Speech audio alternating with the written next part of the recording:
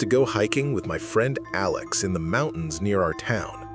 One summer afternoon, we decided to take a trail neither of us had been on before. It wasn't marked well, but that's what made it exciting. At first, everything felt peaceful. Just the sound of leaves moving in the wind, birds calling, and the crunch of dirt under our boots. But a couple of miles in, we started noticing things. First, it was a shirt, ripped and dirty, hanging from a branch. Then a few steps later, we saw an old boot half buried in the dirt. Alex laughed it off, saying it was just trash left behind by careless campers. But I couldn't shake the feeling that someone had placed them there on purpose. As we kept going, we heard something. Sticks snapping, leaves crunching. It was faint, but close enough that both of us froze. We called out, "Hello? Anyone there?" But no one answered. That's when I looked up into the trees. About 20 feet above us, a man was crouching on a thick branch, just staring. He wasn't wearing a shirt. His skin was pale and filthy, and his eyes didn't look right. They were wide, unblinking. I whispered to Alex not to move, but the man tilted his head like a curious animal and started crawling across the branch closer to us. We bolted. Neither of us said a word as we sprinted down the trail.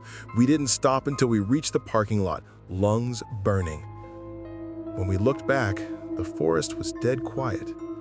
But I swear I saw a pale figure step out from the tree line, just watching us leave. We never went back to that trail again. Back when I was in college, a group of friends invited me to go on a late-night hike. I wasn't really into the idea, but they promised it would be fun. There were 5 of us, carrying flashlights and a couple of beers, walking along a trail that wound through thick woods. At first, it was just laughing and joking around, but the deeper we went, the quieter everyone got. The forest at night is different. Every sound feels closer. Every shadow feels alive. About an hour in, we stopped to rest. That's when we heard it. A scream. Not the playful kind.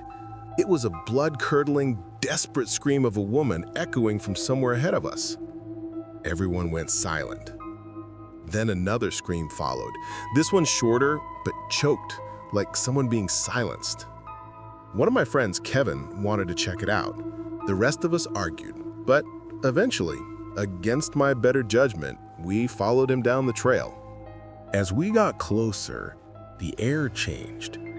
It smelled like iron, like blood. Suddenly, the forest went silent. No crickets, no wind, nothing. We came to a clearing, shining our flashlights around. That's when we saw it. A piece of fabric, torn and soaked with something dark, hanging from a branch. On the ground beneath it were drag marks in the dirt, like something heavy had been pulled deeper into the woods. We stood frozen, debating whether to follow them. But then, from the darkness, a voice called out. It was the same scream we heard earlier, but this time it was wrong. It sounded too deliberate, like someone imitating the sound of a woman screaming. We ran. None of us ever found out what was really there that night. But every once in a while, when I walk near that forest, I swear I still hear that scream. This happened to me and my cousin during a hiking trip in Colorado. We had planned to spend 3 days exploring a range of trails and camping along the way. On the second night, while looking for a place to set up camp, we stumbled across something strange. An old wooden cabin tucked into the trees. It looked abandoned, with broken windows and a sagging roof, but something about it drew us in. We thought it would be cool to explore. Inside, it smelled like mold and rot. There was a single chair in the middle of the room, and carvings all over the walls. Strange symbols, spirals, shapes I couldn't recognize.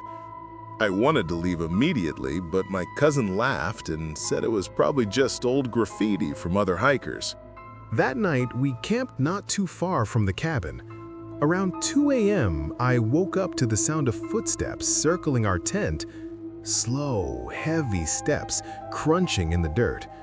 I shook my cousin awake. We both froze, listening. The steps stopped. Then, in a low, gravelly voice, someone whispered from just outside the tent, "Why are you here?" We didn't move. I was too terrified to breathe. Suddenly, the tent shook violently, like someone grabbed it with both hands.